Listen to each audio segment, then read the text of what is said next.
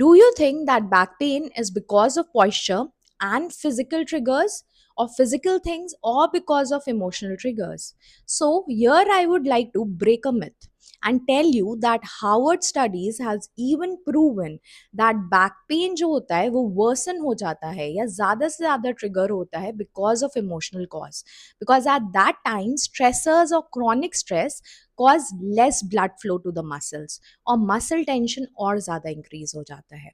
Now to break this, if you see our body, हमारी body को जो सबसे ज़्यादा सपोर्ट करती है या जो सेंट्रल सपोर्ट सिस्टम है वो है स्पाइन का. और जो ये स्पाइन है या हमारी बैक है वो तीन पार्ट में डिवाइडेड है. One is the upper back, then is the middle back and then is the lower back. So when we talk about upper back या अपर बैक में हमारे पेन क्यों ट्रिगर होता है, यू विल जनरली सी कि जब भी responsibility हमारी लाइफ में बढ़ जाएगी या वी विल फील कि हम सबके लिए रिस्पॉन्सिबल है, हम चीज़ें नहीं कर पा रहे हैं, या बर्डनड फील करेंगे, सो कहीं ना कहीं हमारी अपर बैक या इधर साइड पेन डेवलप होने लगेगा.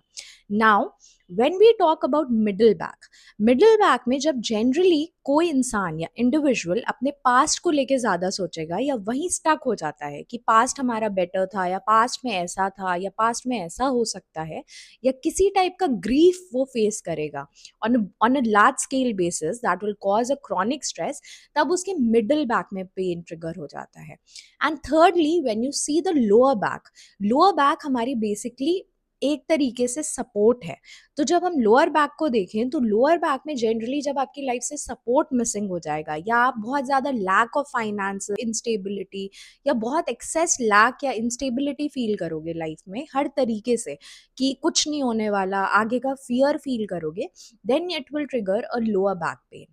नाउ